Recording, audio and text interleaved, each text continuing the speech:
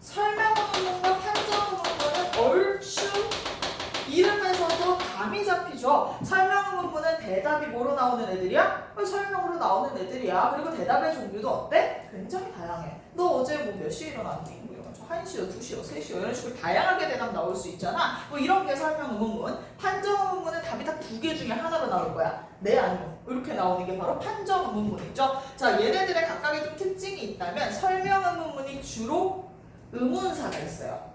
얘가 주로 의문사가 있어요. 의문사라고 하는 게 뭐야? What, where 얘네들이지. 언제 왔어? 어디에서 왔어? 왜 왔어? 어떻게 왔어? 걔네들 있지? 걔네들이 붙는 게 주로 설명 의문문일 겁니다. 자, 그리고 판정 의문문은 의문사가 없이 너가 사람이니? 이런 식으로 물어보겠죠. 자, 그럼 마지막 수사 의문문이 뭐야? 우리가 지난번에 방학 때 간단하게 다룰 때 수사 의문문이 뭘까 했더니 숫자다 이런 이야기를 했었어. 근데 숫자 아니야. 수사 의문문과 숫자는 전혀 관계가 없습니다. 수사 의문문은 딱 3글자로 정리할 수 있어요. 우리에게 친근한 바로 그 단어 서리법.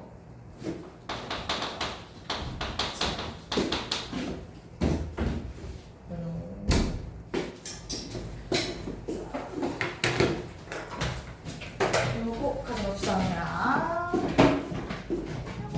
그냥 가습서 일단 펴시고요. 네, 서리법이에요. 우리 서리법은 어떤 친구지? 생긴 건 의문문인데 내용은 의문문이 아니야? 내용은 의문문이 아닌 애들이 바로 서리법이잖아. 그게 모두 다 수사 의문문에 해당할 겁니다. 그래서 의문문은 딱 이렇게 좀 3종류가 있다는 거 한번 정리하고 가면 너무 좋을 것 같고요. 자, 그럼 이제 또 너희들에게 퀴즈가 하나 있습니다. 우리나라가 서리법 같은 애들이 좀 종류가 좀 있어요. 어떤 느낌이냐면 생긴 건 의문문인데 그치? 서리법도 한번 예시로 적어보면 생긴 건 의문문인데 기능은 의문문이 아닌 애가 있어. 예를 들어서 하나 예시를 들어볼게요. 너처럼 예쁜 애가 있을까? 예쁜 애가 또 있을까? 뭐 이런 게 서리법이잖아. 자, 이 말은 그럼 생긴 건 어때? 형식은 의문문이지. 근데 여기에 있는 실제 의미라고 치면 의미는 어때? 너 진짜 이쁘다. 이 얘기를 해주는 거잖아. 감탄 내지 뭐 평서겠죠. 요건 우리는 뭐 명확히 알 수는 없어도 뭐 감탄으로 할게요. 자, 이렇다고 쳐. 자, 그럼 이 문장은 의문문이야? 평서문이야? 아니, 의문문이야? 감탄문이야? 의문문이야. 그래서 만약에 우리가 문장의 종류를 물어봐. 그러면 얘는 의문문으로 가셔야 됩니다. 내용이 아무리 감탄이고 의미상 어떤 의미를 갖건 우리가 문장의 종류를 결정할 때는 뭐를 기준으로 본다? 형식을 기준으로 볼 겁니다. 자, 그럼 또 어떤 양상도 있어? 이런 애들도 있습니다. 뭐 저 좀 지나갈게요.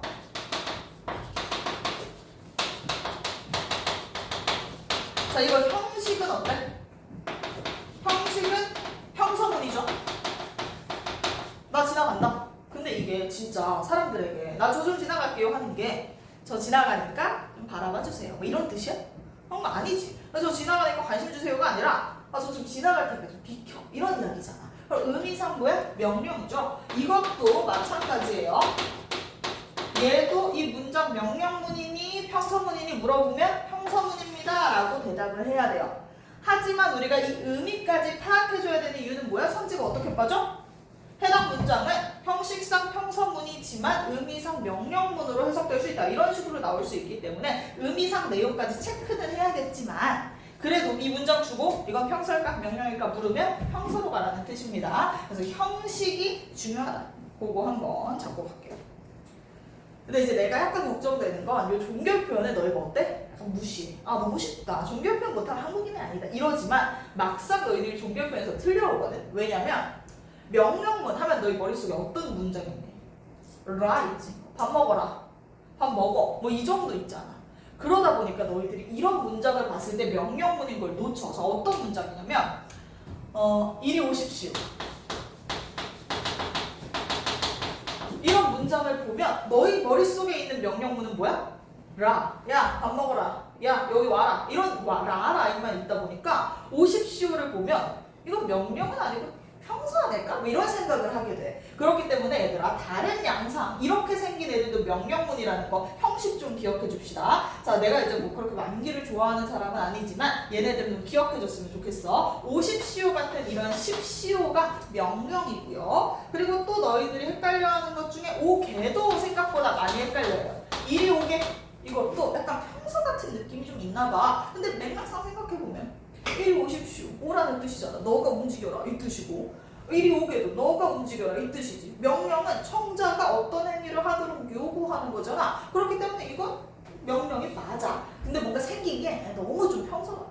자, 그리고 또 요런 애들 또 청유는 너희가 머릿속에 뭐가 있어? 자, 우리 함께 공부하자. 약간 이런 느낌이 청유로 머리에 들어가 있다 보니까 요건 또 청유라고 안 생각해. 자, 예를 들면 이런 거. 자, 우리 공부합시다. 누가 봐도 이거 너무 뭐처럼 생겼어? 형사처럼 생겼어. 우리 공부합시다. 이거 청유야. 그래서 요 형식도 좀 기억해 주세요. 그리고 자, 이제 공부 좀 하시지요. 뭐 이런 말 있다고 봅시다. 자, 이제 오늘 공부 좀 하시지요. 이런 말도 청유입니다. 여러분들이 좀 잘 헷갈려하는 양상들만 갖고 온 거니까요.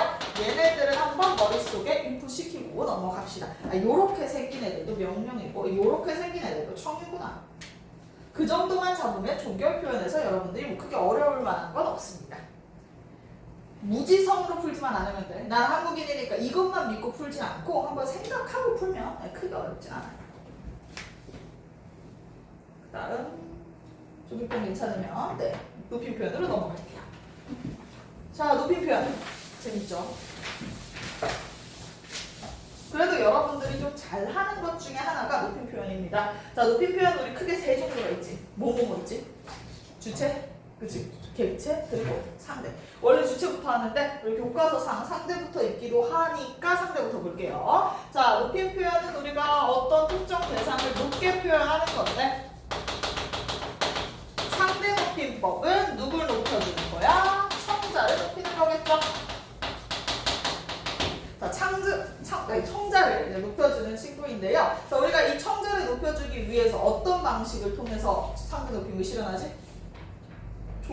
그치, 종결 어미를 쓰죠. 자, 종결 어미. 근데 거기에다가 하나만 더 추가해 필기해 줍시다. 종결 어미 그리고 보조사. 상대 높임을 실현할 때 우리가 종결 어미로 실현한다. 이거는 이제 너무 잘 알아. 뭐 씁니다 같은 거 종결 어미겠지. 뭐 하십시오 같은 거 종결 어미겠지. 근데 보조사로도 높임을 실현할 때가 있어. 그게 뭐야? 그치. 우리 나 밥 먹었어요. 이거 할 때 그 요가 조사였잖아. 그래서 혹여 만약에 선지에서 상대 높임 뭐 보조사로 실현한다 이런 말 나왔을 때 맞아. 요가 보조사라는 거. 요거 좀 잊지 않아 주시면 좋겠습니다. 자, 상대 높임법에서 근데 또 중요한 포인트가 생각보다 많은데요. 자, 그 중에 하나 첫 번째 문장이 밑줄 치고 들어갈 겁니다. 상대 높임법은 화자가 청자에 대하여 높이거나 낮추어 말하는 방식이다. 여기 너무 중요해. 완전 세상 중요해. 상대 높임법만 갖고 있는 뭔가 좀 독특한 특징인데요. 나도 여기 청자를 높인다라고 썼지만 낮추는 것도 우리 상대 높임법에 해당합니다. 높이거나 낮추는 게 다 상대 높임법이야. 그러니까 내가 지금 너희들에게 반말을 쓰는 것도 상대 높임법이야. 난 상대 높임법을 실현하고 있는 거야. 어떤 상대 높임법? 낮춤의 상대 높임법을 실현하고 있는 거고 내가 존댓말을 쓰면 높임의 상대 높임법을 실현한다라고 이야기를 하게 돼요. 그래서 상대 높임을 안 쓰이는 문장 구어체에서는 없다고 보시면 됩니다. 있긴 하겠지. 뭐 예를 들면 내가 일기를 써. 나는 오늘 밥을 먹었다. 뭐 이건 상대 높임 없겠지. 그걸 제외하고 말을 할 때 사용하는 문장들은 다 상대 높임이 있다고 생각하시면 돼요. 자, 그렇게 좀 잡아주시고요. 상대 높임 없는 문장 거의 없어요. 그러면 몇 가지 문장 놓고 한번 OX를 좀 간단하게 정리해 드릴게요. 자, 예를 들면 내가 반말을 써. 야, 어디가? 누가 봐도 반말이지? 자, 이거 상대 높임법 쓰였어, 안 쓰였어? 쓰였어. 그렇지? 이 문장 놓고 상대 높임법이 쓰였을까요? 안 쓰였을까요? 하면 쓰였습니다 라고 대답을 하셔야 돼요. 그치? 자, 그리고 선생님 어디 가세요? 뭐 이런 문장이 있다고. 자, 이건 존댓말이죠. 자, 이 문장은 상대 높임법이 쓰였을까 안 쓰였을까? 역시나 쓰인 겁니다. 이 문장도. 자, 그럼 근데 문제가 이렇게 나와. 야, 어디 가는 상대 높임 높임을 실현하고 있다. 이건 안 돼. 상대높임법을 사용한 건 맞지만 상대높임법 중에 낮추는 방식의 상대높임법을 쓴 거지 높임의 방식을 쓴 건 아닙니다. 자, 그럼 어디 가세요는 상대높임법을 쓰면서 높임을 실현한 거죠. 이 차이를 인식하셔야 됩니다. 엄청 많이 여기서 틀려. 엄청 맵다. 그냥 어디가 밑줄 치고 여기에서 상대높임법이 사용되지 않았다 라는 선지를 되게 많이 맞다고 체크하거든. 어디가 상대높임법 쓰였어. 대신 상대높임법에 낮춤이 쓰인 거지 높임이 쓰인 건 아닐 뿐입니다. 그거 잘 체크해 주세요. 그러니까 그게 이제 좀 제일 중요하고요. 상대높임법 파트에서. 그리고 나서 우리 아래에 있는 표 암기해 주셔야 됩니다. 우리가 명지구는 워낙 문제가 좀 까다롭게 출제되기 때문에 암기하는 게 가장 안전한 방식인데 지금 외우냐? 그건 좀 비추. 왜냐면 우리가 생각보다 머리가 그렇게 좋지 않아요. 그래서 지금 외워봤자 시험날까지 기억을 못해서 어차피 한 번 더 외워야 되거든. 그러니까 우리 한 1, 2주 전쯤부터 외우기 시작합시다. 이 표는. 지금은 어떤 느낌인지만 한번 잡아봅시다. 자, 우리 이 표는 외우긴 외울 건데 지금은 안 외울 거고요. 격식체, 비격식체 요 정도는 구분해야 뭐 숙제든 문제든 풀 수 있을 거예요. 자, 격식체라고 하면 진짜 우리가 공식적인 자리에서 쓰는 거. 비격식체는 친한 사이에서 쓰는 거죠. 하십시오체가 가장 높여주는 거예요. 그래서 이 친구는 다른 이름으로 아주 높임. 하우체는 약간만 높이죠. 그래서 얘는 다른 이름으로 예사 높임. 그지? 자, 그 다음에 하계체는 예사 낮춤. 헤라체는 아주 낮춤. 자, 그럼 해요체 같은 건 뭐라고 볼까? 두루두루 높여주는 게 해요체거든. 그래서 얘는 두루 높임이에요.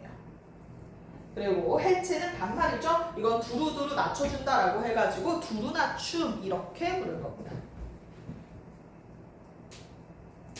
요 또 다른 이름까지 기억해 주시고요. 그럼 하십시오체는 언제 쓰냐 하면 우리가 거의 뭐 대통령 만났을 때 진짜 높은 사람 만났을 때 아니면 잘 안 쓰고요. 대신 백화점이나 아니면 이런 공공기관에서 우리가 공공문서 아니면 발표 같은 걸 할 때는 하십시오체를 주로 써요. 그래서 예를 들면 안녕하십니까 뭐 국민 여러분 뭐 이런 식으로 이야기할 때 사용하는 그게 바로 하십시오체고요.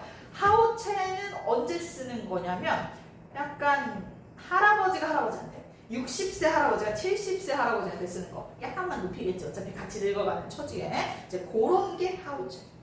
하계체는 그러니까 한 60세 어른이 30세 어른한테 쓰는 느낌. 약간 사위한테 쓰는 그런 워딩이 하계체고요. 헤라체는 내가 너희한테 쓰는 거. 뭐 해유체, 해체는 어려울 거 없겠죠. 그래서 느낌 한번 오늘 좀 잡아가시면 좋을 것 같습니다. 근데 여기에서 유일하게 너희들이 헷갈려하는 거. 그러니까 지금 사실 대부분의 학교들은 이걸로 문제를 잘 안 내요. 이거 너무 좀 디테일한 내용이기 때문에 잘 출제를 안 하는데 그래도 출제하는 게 뭐냐면 격식체, 비격식체는 상식적으로 구분해야 된다. 요게 이제 학교들이 추구하는 바거든. 그래서 격식체, 비격식체는 최소한 구분해야 되는데 어렵지 않아요. 너희 솔직히 하십시오체랑 해요체가 헷갈리겠니? 해요체는 뒤에 누구를 달고 있어? 요를 달고 있어. 그래서 요 달고 있으면 해요체니까 어렵지 않아. 자, 근데 너희가 여기서 구분하기 어려운 애가 누구냐면 헤라체랑 해체야. 헤라랑 해가 구분이 조금 어려울 수 있어요. 자, 여기서 퀴즈. 야, 밥 먹었니? 요거랑. 너희한테 물어보지. 숙제했니? 아니면 또 숙제했어? 이렇게 물어보겠지? 둘 중에 하나는 헤라체고 둘 중에 하나는 해체야. 그러니까 둘 중에 하나는 격식이고 둘 중에 하나는 비격식이란 말이야. 그래서 요거 이제 내가 구분하는 법 알려준 적이 있기는 해. 옛날에 기억하고 있는지 모르겠어요. 자, 은빈아 50%의 확률이야. 뭐가 헤라체고 뭐가 해체일까? 위에 게? 그렇지. 이게 헤라고 이게 해체예요. 근데 둘 다 반말이니까 당연히 구분이 어렵습니다. 그래서 이거 어떻게 구분한다 그랬어? 뒤에 요를 붙여보자고 했었어요. 자, 우리 헤라는 요 붙이면 말 돼? 안 돼? 헤라 요. 안 되지. 그러니까 헤라체는 원래 기본적으로 요를 붙일 수가 없습니다. 그래서 숙제했니 요? 안 되지? 그러니까 헤라체인 거야. 자, 근데 해는 기본적으로 해요 이런 식으로 붙일 수 있어요 요를. 그러면 해서 요 이렇게 얘는 요를 붙였을 때 말이 되니까 뭐가 되는 거야? 해체가 되는 거야. 요런 그런 구분을 하시면 된다. 이 정도만 알면 끝. 충분합니다.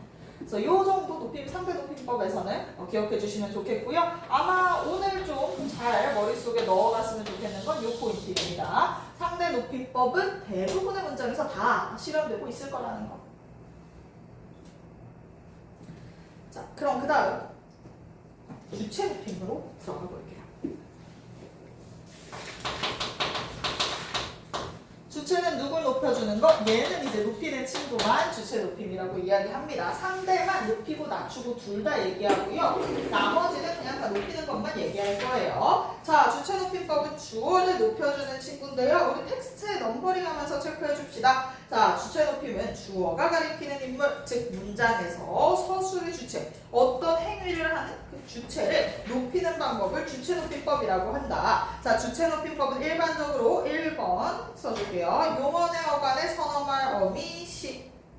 즉 우리 요거 딱 그냥 너희한테 물어봐. 자, 주체 높임 어떻게 실현해? 라고 물어보면 4개 와다다 대답 나오셔야 됩니다. 첫 번째 선어말 어미 시. 선어말 어미 시는 어떤 거야? 때리다 라는 말이 있으면 거기에 우리가 선생님이 때려. 그러면 뭐라고요? 선생님이 때리시다 이렇게 얘기하겠지. 그때 딱 붙는 시가 바로 선어말 어미 시가 되는 겁니다.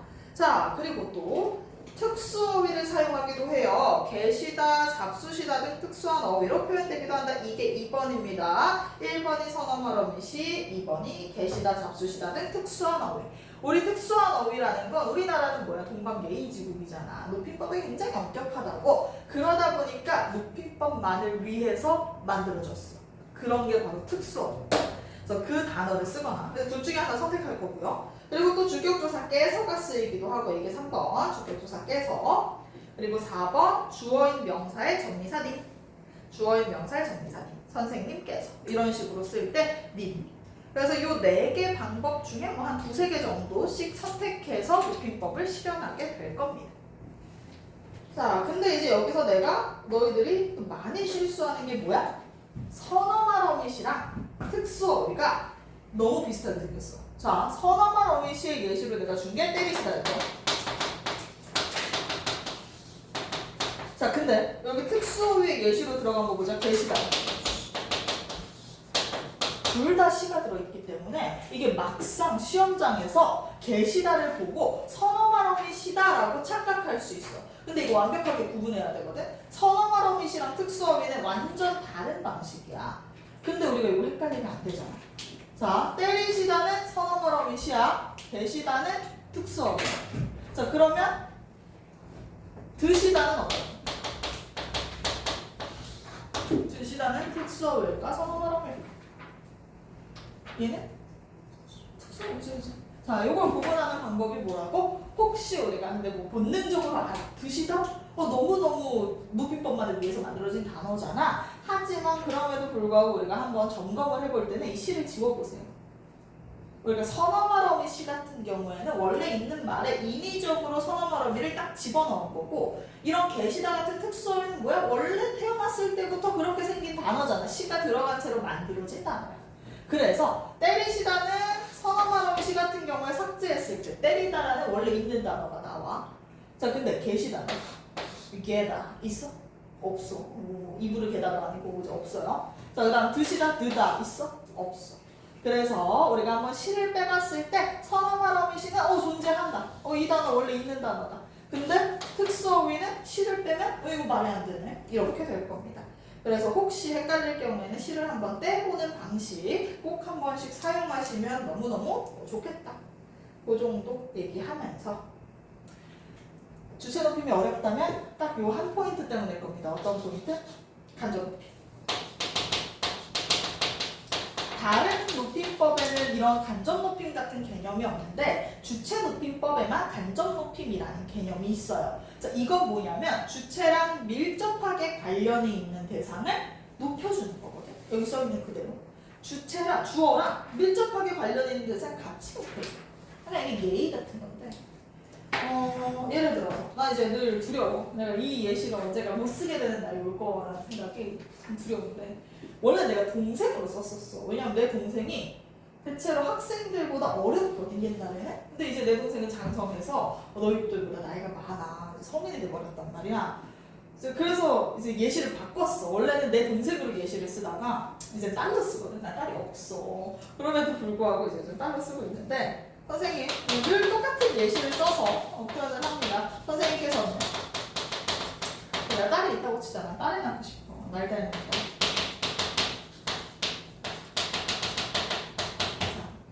애들이 이제 늘 중앙고 애들 이제 새로 들어오면 내가 늘 물어보거든. 중앙고 애들은 또 4시간 가량 하니까 가끔 이제 뭐 사람도 나누고 이래. 그러면 너 몇 살 같냐? 이거 꼭 물어봐. 자, 몇 살 같냐? 이게 약간 입학 테스트 같은 느낌이야. 입원 테스트 이런 느낌으로. 그러면 애들이 이제 초면이고 또 여기가 자기 생각보다 한 3, 4살 깎아서 얘기하거든. 근데 최근에 어떤 애가 왔는데 몇 살 같다 물어봤더니 고민을 한참 했거든. 30대 중반? 이런 지 나름대로 깎아서 얘기한 것 같아. 그거 너희 설마 30대 중반이 아니야? 이런 생각을 하고 있진 않길 바라. 자, 그래서 내가 넌 이제부터 제 시간에 집에 갈 수 없다. 넌 매일 제 시험을 볼 것이다. 뭐 이랬는데 뭐 어쨌든 자, 난 그렇진 않아. 내가 앞자리가 노력해도 2야 아직. 그런데 자, 근데 내 말이 있다면 당연히 너희보다 100% 너 어릴 거야, 그지? 내가 아무리 뭐 사고를 쳐도 어려, 그지? 그런데 자, 이 애 있어봤자 아무리 나이 많아봤자 초등학생이겠지? 이 친구는? 그런데 너희가 선생님께서 딸이 있다 이렇게 반말 쓰면 안 돼. 뭐라고 써야 예의 있는 거야? 딸이라고 쓰지도 않고 따님이라고 우리 아까 느낌의 전미사 붙여줘야 올바르고요. 있다가 아니라 있으시다라고 써야 올바라. 이게 몇 살인데? 고작 7살, 8살 뭐 이쯤일 텐데도 너희는 높여줘야 돼. 그 이유는 뭐야? 이 딸 누구 거니까? 내 딸이잖아. 너희가 이 딸을 높이는 게 사실 이 초딩을 높여주는 게 아니라 궁극적으로 선생님 거니까 선생님을 높여주는 거 아니겠니? 내 딸이니까 높여주는 거잖아. 요런 게 바로 간접 높임입니다. 내가 높이고 싶은 주체랑 밀접하게 관련된 주체를 같이 높여주는 거야.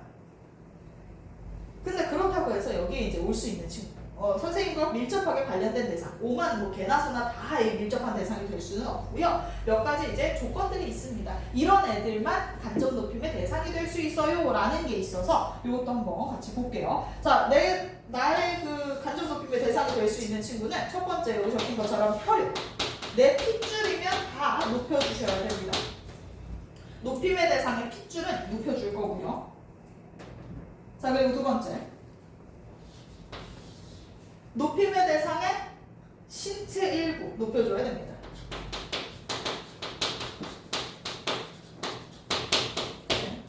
그 다음 뭐 예를 들면 선생님께서는 코가 높으시다 이런 표현들이 될 수 있겠죠? 됐어요. 자, 그 다음 세 번째. 그리고 좀 애매하긴 한데 이거 합시다. 생각. 이건 애매하지 않아요. 생각이나 말이나 감정. 생각이 많으시다, 말이 많으시다, 말씀이 있으시다, 혹은 그리고 또 뭐 화가 많으시다, 슬픔이 많으시다, 뭐 이런 것들 모두 다 간접 높임의 대상이 되겠습니다. 그 다음 네 번째. 소유물. 이 개념이 조금 애매해요. 이 소유물이라고 하는 게 이 경계가 애매하잖아. 그래서 어떻게 생각하면 되냐면 카드를 긁고 택을 떼. 이렇거나 아니면 그 제품에 내 이름 적혀 있어. 요런 애들을 우리는 소유물이라고 해요. 자, 예를 들면 내가 자가가 있다고 치자. 부동산이 있는 사람이야. 자, 그러면 그 부동산은 간접 높임의 대상이 돼요. 왜? 내 이름 적혀 있을 거 아니야. 뭐 이렇게 떼보면 거기 이해하는 거 이렇게 적혀 있겠지. 그러면 선생님께서는 집이 있으시다. 가능합니다. 선생님께서 돈도 마찬가지. 이 은행에 있는 돈, 내 이름 적혀 있지. 이해하는 거 이렇게 적혀 있잖아. 그러면 선생님께서는 돈이 많으시다도 가능합니다. 그 다음 선생님이 옷이 있어. 선생님이 옷이 있으시다도 가능하고요. 그래서 내가 이거 구매하고 택도 뗐거든? 그치? 그러면 가능해. 자, 그 다음 뭐 신발. 내가 구매하고 택 뗐어? 그러면 간접 높임 대상 될 수 있습니다. 자, 그럼 이제 궁금하죠. 어떤 애가 간접 높임이 안 되냐. 이제 요게 또 중요하겠죠. 자, 간접 높임이 안 되는 애들이 있습니다. 자, 안 되는 애들. 걔가 뭐냐? 첫 번째.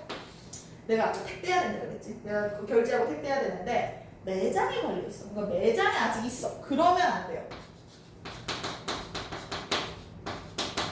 아직 내가 구매 안 한 옷들이 있을 거 아니야. 뭐 예를 들면 신상 같은 것도 마찬가지지. 이 옷이 신상입니다. 뭐 이런 식으로 이야기할 때 이 옷이 신상이십니다. 안 돼. 방금 문자를 하나 받았는데 문자가 아니라 그 지금 예약을 했거든. 소문서 펌을 예약을 했어. 그랬더니 이제 예약금을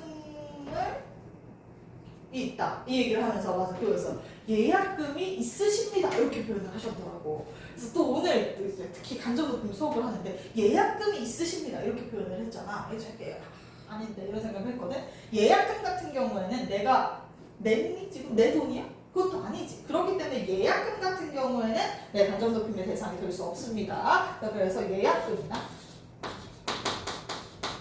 내 거 아닌 돈들 있어. 예약금 혹은 이율 같은 거. 돈과 관련된 친구들 중에서 내 돈이 아닌 애들 있잖아. 뭐 예약금이 있으십니다? 예약금은 그냥 있는 거지. 있으신 게 아니잖아. 내 예약금도 아니고. 자, 그 다음 이율 같은 것도. 아, 이율이 좋으십니다.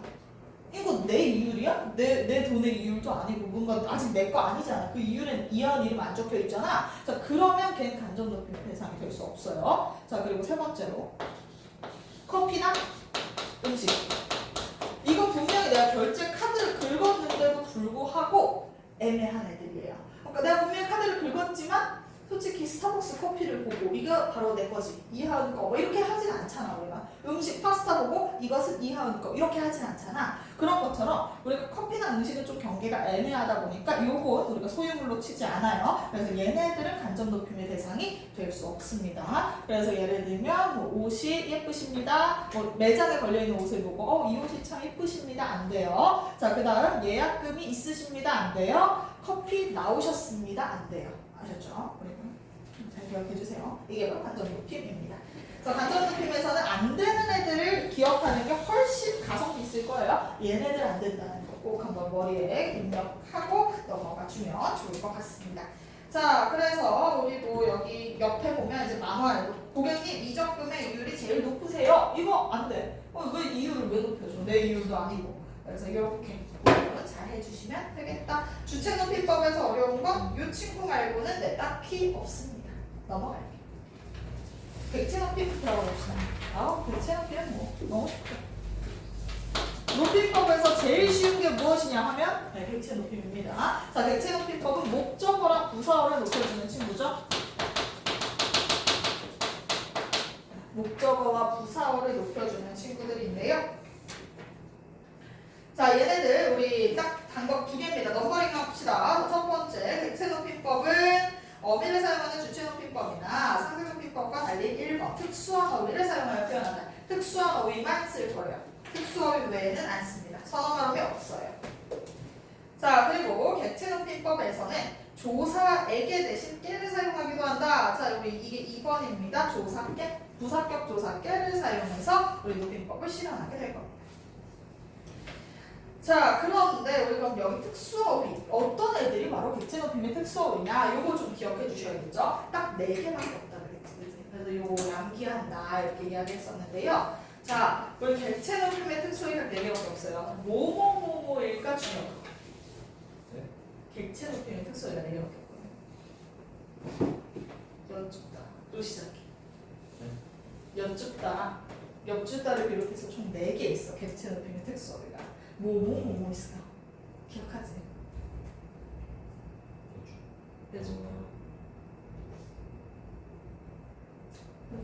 윤수야. 주무신다.